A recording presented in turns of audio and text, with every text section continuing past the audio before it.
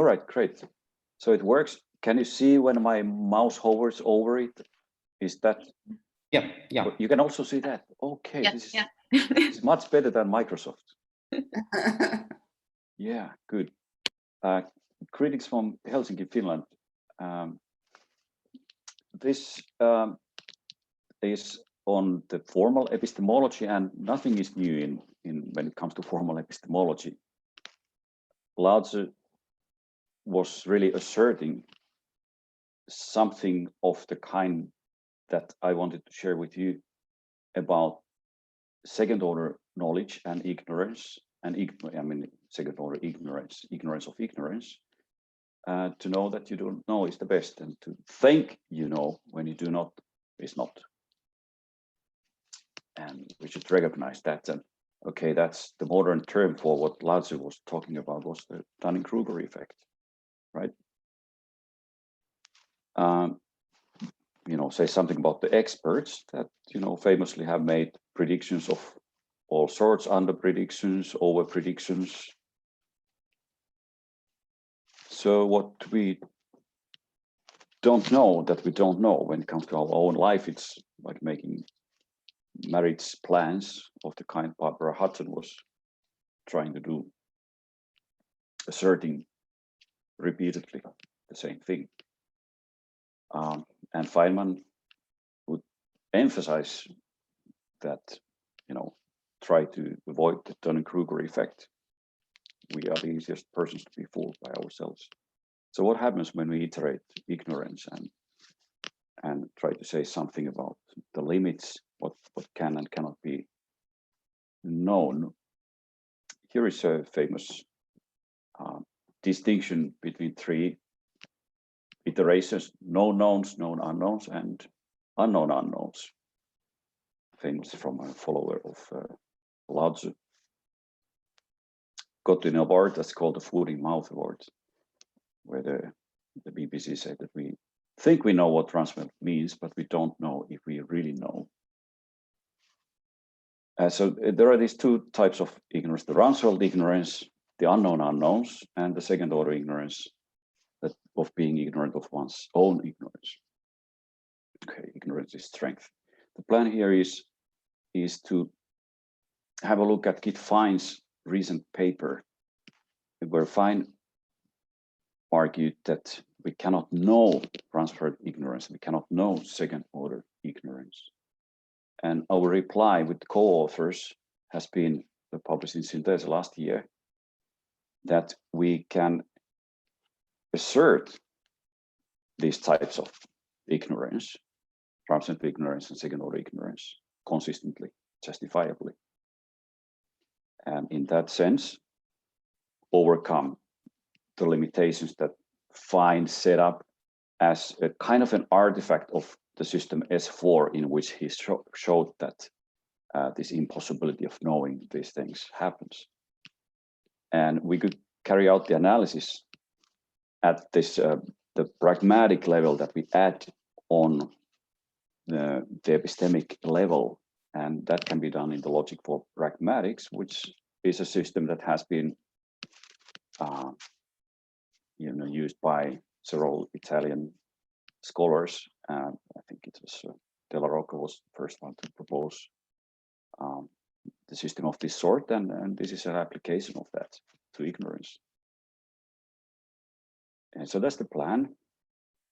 So can Confucius consistently assert that to know that we know that we know, and that we do not know what we do not know? As he says, that's the true knowledge. And Fine would say that you can't know without contradiction, that you don't know that you don't know. But then it maybe depends on what is meant by true knowledge. So if we would think of that rather as a assertion-making act of ignorance, then that could be asserted consistently. So here are the various types of ignorances. To be ignorant that alpha is not knowing alpha.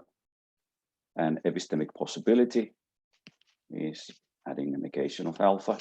being ignorant of the fact that alpha is, alpha is the case, and you don't know that alpha. And then the first order ignorance is not knowing alpha and not knowing the negation of alpha. And then the Rumsfeld ignorance is that ignorance with not knowing that ignorance. Okay, and the second order ignorance is an iteration of that ignorance by alpha.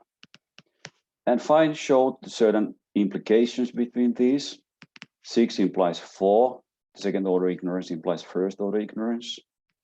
And there was the argument there. 6 implies 5. Second order ignorance implies Rumsfeld ignorance.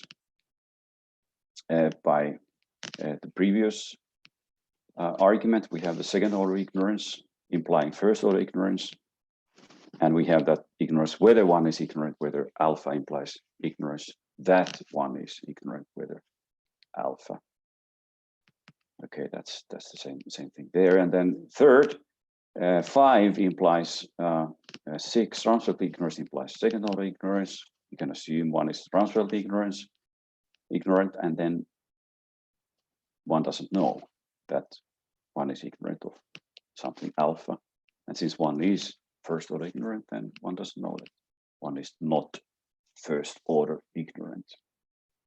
That's the third one. And the fourth one is then Fein argues that Rumsfeld ignorance cannot be known. We could assume that one knows to be Rumsfeld ignorant, and that means that you would put that epistemic operator in front of that ignorance and not knowing that ignorance. And now it follows that you know the ignorance and you know that you don't know the ignorance. And this is in S4, and you get not knowing ignorance, and that's the contradiction with knowing the ignorance.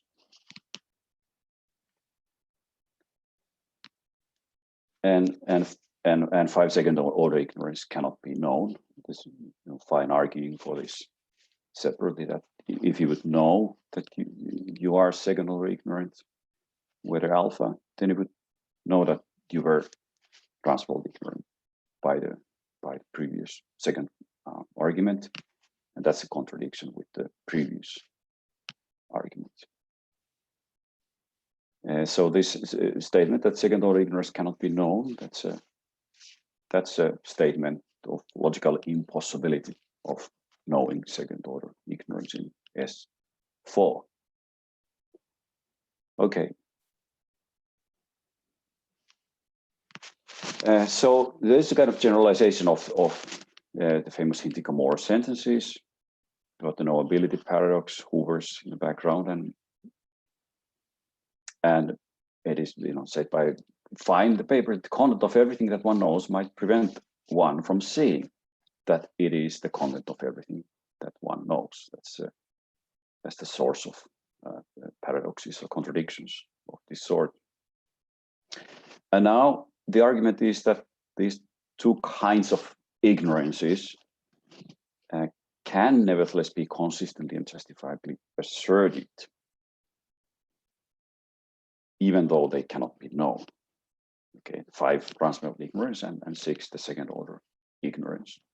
And as some examples or the usefulness of this are the assertions that scientists put forth when they don't know what they don't know, but they would still need to make some progress in some frontier sciences, not having experiments, not having facts of the matter any longer, and still trying to make the next step somehow and be able to communicate about their ignorance. And for the sake of this justifiable assertability or communicability of ignorances of this sort, it might be useful that there is no contradiction or paradox arising from them. The language, the pragmatic logic of assertions, the idea there is that there are these 2 levels in that syntax. There is the radical level, which is basically the standard language of propositional logic here, and then sentential level, which adds the pragmatic connectives. And every sentential formula, there's at least one radical formula as its proper subformula. It's built upon radicals, like Chinese characters are built upon radicals first. Radical formulas, semantic interpretations for them, and then sentential formulas are having pragmatic evaluation with justification values, J or U, being justified or being unjustified. And this is defined in terms of a notion of, you could call it a proof. You could take it in the sense of, having an argument or transformation or some other similar notion. The pragmatic language, it's defined here. There are descriptive signs, those are the propositional letters. There are standard connectives for radicals. The sign for sentential formulas is the illocutionary force. Sign the turnstile means illocutionary force. And pragmatic connectives. So there's also pragmatic negation, pragmatic conjunction, pragmatic disjunction, pragmatic implication, and pragmatic equivalence. The formation rules define atomic formulas and by propositional letters. Those are radicals and molecular formulas from these. This is standard propositional logic first here, and then the second one, the sentential formulas here. Having elementary formulas where you have a turnstile, and then the complex formulas with the pragmatic connectives. Okay, and then give a pragmatic interpretation from these values, justified, unjustified. By justification rules that give the evaluation of sentences given the mapping of the truth values that are given to the components that are the radical subformulas. Elementary formulas justified by the idea of having conclusive evidence for P. And then if you have a radical formula alpha, then it is justified to assert alpha, or the illocutionary force alpha is justified just in case there exists a proof that alpha is true. That is, that there is the evaluation that assigns the truth value true to alpha. And likewise, it's unjustified to assert alpha if and only if there is no proof to show that alpha is true. The sentential formula delta, negation of delta is justified if and only if the proof exists that delta is unjustified. Okay, and then the sentential formulas, they are defined here. Conjunction or intersection, union, disjunction, and an implication that takes the proof that exists for the antecedent to the proof for the consequent. Okay, so there is a clear intuitionistic flavor here. Soundness criterion, it is that alpha is justifiably asserted, implies that alpha is true. Okay, the content of that assertion is true. And validity, pragmatic validity is defined for formulas delta, if for every semantic interpretation sigma and for every pragmatic justification function, it follows that that delta is justified under pragmatic interpretation. And this can be translated into a modal language by the translation. So it's not that we need to change the model system from S4 to something else and say that, okay, but then we don't have Fein's argument for the impossibility of knowing transcendental ignorance, impossibility of knowing the second order ignorance, we could stick to S4, but have this pragmatic layer first.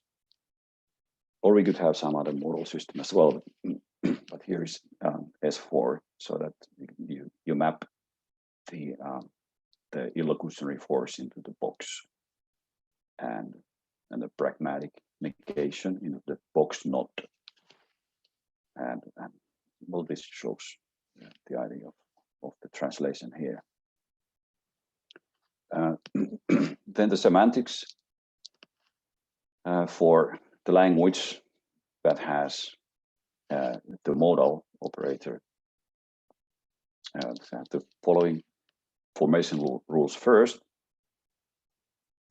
So here's all the stuff that goes in there. There's the box and there is the knowledge operator there. And then the pragmatic layer for sentences delta. You have the assertion of alpha and pragmatic negation, pragmatic conjunction, disjunction, implication, equivalence. Okay. And there is then the interpretation of this here that now involves the possible worlds. Taking the box to be S4 and K operator, an epistemic modality of some system. It could be S4 just as well. That's a favorite system for knowledge. Then take S4. The principles tell that to have the box alpha, that implies not knowing, not alpha. Okay. If it's the case that alpha is proved to be true, that's what the box here captures, this intuitive notion of a proof. Then it's not the case that alpha is known to be false. Okay, there's an equivalent formulation here in terms of conjunction. So that captures the relation between proof and knowledge, so that it's not compatible to have a proof that alpha is true and then knowing that alpha is false. Okay, so that approach is the more Hintikka inconsistency. The pragmatic interpretation for this whole set is given here. The first semantic interpretation, and then the pragmatic interpretation given by these mappings and the partial function. The mapping now with the possible worlds semantics involved here. And the justification rules are given here now. It's basically the extended mapping that now has the possible worlds as the second argument. And we say that alpha is asserted justifiably if and only if a proof exists that alpha is mapped to the truth value true in that world W. Okay, justified and unjustified are defined separately. And then justification rules for pragmatic negation. Pragmatic negation of delta in the world is justified if and only if a proof exists that delta is unjustified in that world W. Okay, so here are the clauses, and correctness criteria here is that asserting alpha is justified in the world W implies that alpha has the value true in that world W. Okay, so now we come to the asserting ignorance issue. And here we can take as the starting point the idea of decidability and undecidability, the pragmatic notion of those, and expressed in this Formula 7 first here, that it is justified to assert alpha or the negation of alpha. Alpha or its negation can be justified to be asserted. There exists a proof of alpha or a proof of not alpha in this model translation of that 7, given the bridge principles that we had earlier. And the second level, decidability, is that asserting alpha or is not being a way of asserting alpha is justified. Okay. Alpha can be asserted or alpha cannot be asserted. In terms of proofs, there exists a proof alpha or there exists a proof that alpha cannot be proven. And then undecidability is to put the negation in front of this so that it is unjustified to assert alpha or to assert the negation of alpha. That is, there is no proof of alpha and there is no proof of negation of alpha. And the model version is here to have the negation in front of that. And the second level, pragmatic undecidability, is expressed here. It's like this. It's not the case that alpha can be asserted or that alpha cannot be asserted. That it's not the case that there exists a proof of alpha or that there exists a proof showing that there is not a proof of alpha. Alpha cannot be proven. So ignorance, the more type of sentence alpha and don't know that alpha can be justifiably asserted. Okay. Factual ignorance may be justifiably asserted, even though if you would have a knowledge here, that would be an inconsistent statement. The translation of this is the box in front of the sentence alpha and not knowing alpha. Okay, so here is a distinction between the pragmatic and epistemic conditions. Right? So this box is pragmatically interpreted, and it's not the same as the epistemic layer here. Okay, so that's given here. There is a proof of alpha, and there is a proof of the fact that alpha is not known, and that is justified. Okay, so this is the way it goes. From that formula, it's now we can infer, applying transformations in the radical formula and the bridge principle for negations. We get 12. That is, that it's not the case that asserting the truth of alpha implies knowledge of alpha, and that is justified. And being ignorant whether alpha, this has two versions, two pragmatic versions. Call it ignorance 1, and that's defined as assertability of not knowing alpha, and assertability of not knowing not alpha is justified. And that's the same thing as saying that it can be justifiably asserted that you don't know alpha and you don't know not alpha. And second, I2 is that there is no proof to assert knowing alpha, and there is no proof of asserting knowing not alpha, and that can be justifiably asserted, but that is justified. So this gives rise to the pragmatic version of principled ignorance.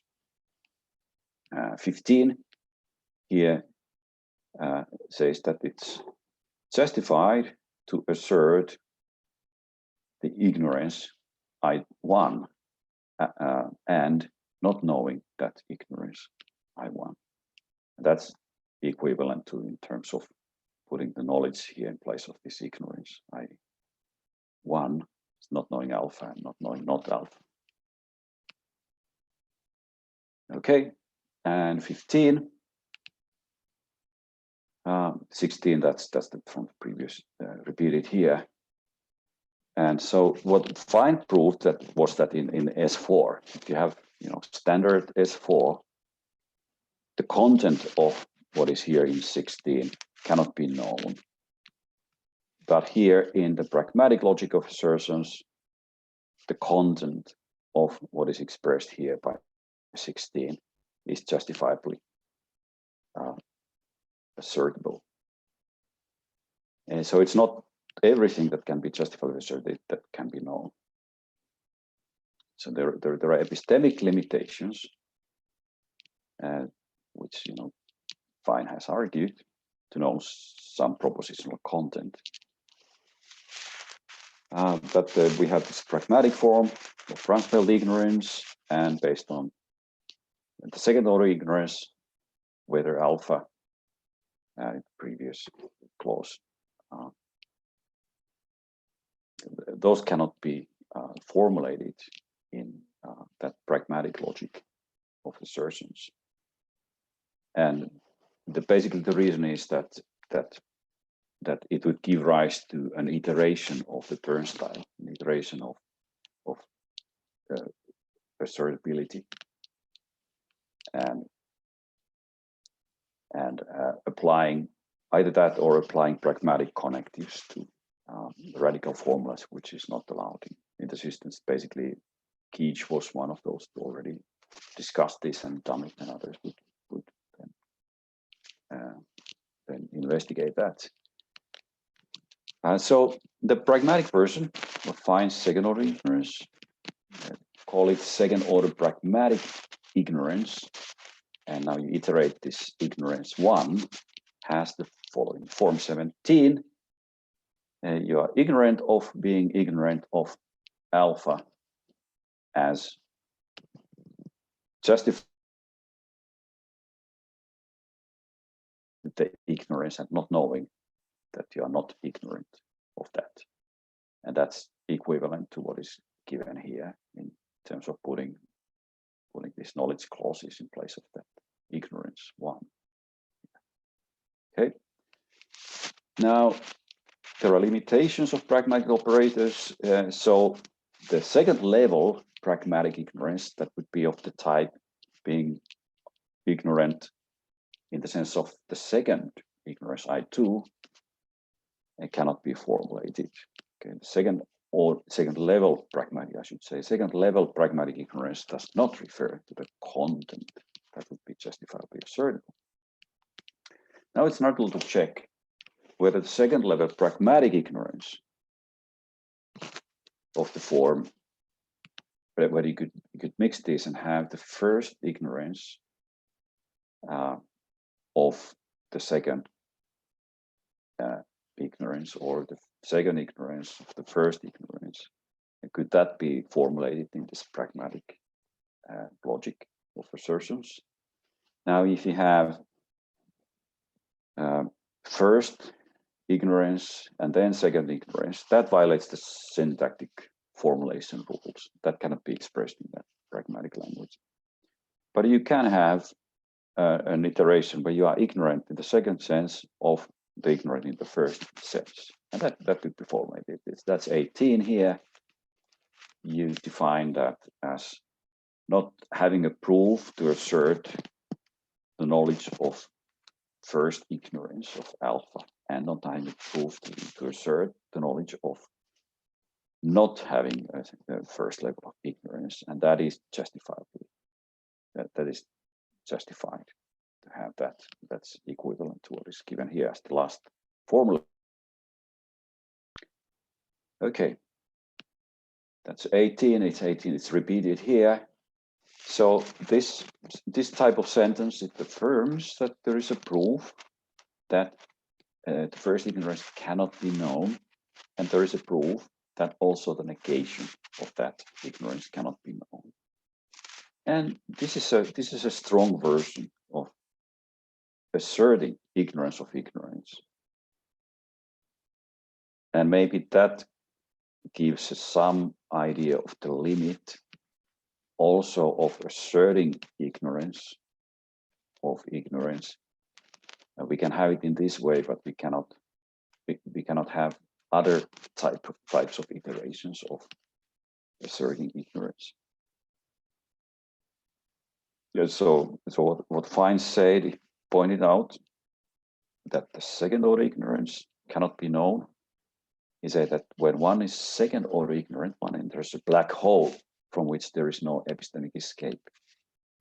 Or you could say that, okay, there is no epistemic escape, but there is a pragmatic escape. So we could claim that it's assertable, justifiable, the second order ignorance. And maybe it's the highest level of pragmatic ignorance that can be in this system. Okay, so that's basically the response, or maybe adding something to define or moving it along to a different dimension of the pragmatic level of assertions, and just a few ideas, proposals, how we could find in the context of scientific assertions.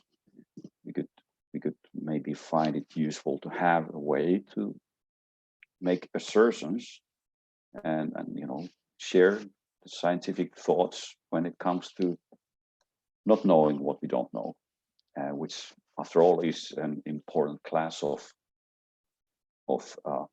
knowledge in scientific investigations.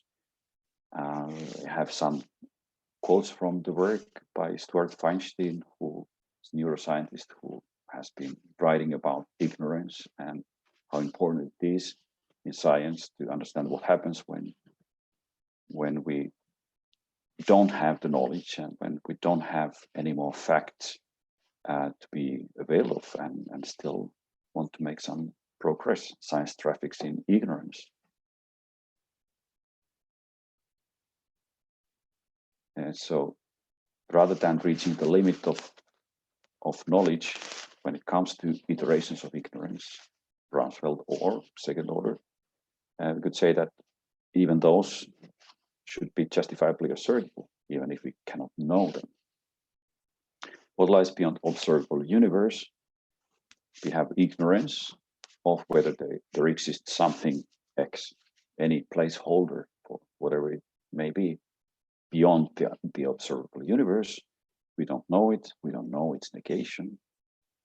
And also, we don't know that we know neither alpha nor its negation. There just isn't anything to settle upon questions of this sort. And Feinstein says that we should not get bogged down if we don't have evidence to settle upon certain issues.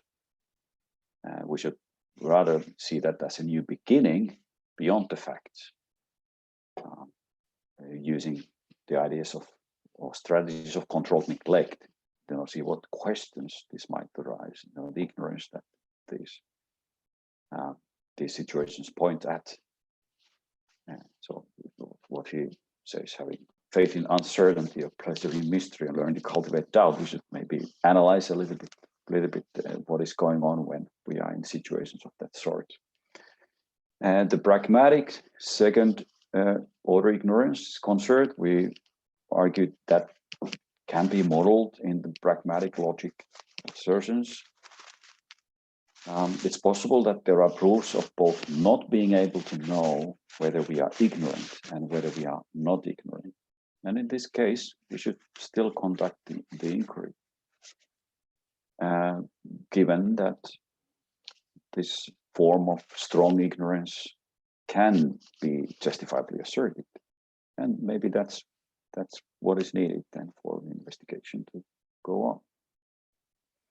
And there was some recent work, still from the same author here, quoted, where really the conclusion of that work was that we have no idea what that strategy might look like that is going, to be needed in order to settle the question of how does olfactory system works. There is no help coming from other sensory systems. He sees that as it's one of those mysteries and puzzles that currently just have ignorance of ignorance. Okay, this is the conclusions here. Forever ignorant. It may be that we cannot know to be ignorant and we cannot know not to be ignorant. And learning how to gain information and cultivate doubt serves as an antidote to the impossibility of knowing our ignorance of ignorance.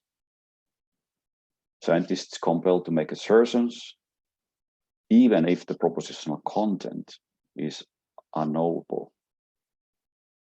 And if it's unknowable in the strong sense, not claiming knowledge of that, but still asserting them justifiably without contradictions. And this pragmatic logic of assertions helps to analyze epistemic situations in those cases. And Feinstein's analysis really turns out to be an artifact of the chosen system S4, standard S4, in which that analysis was carried out. Okay, thank you for your attention. That was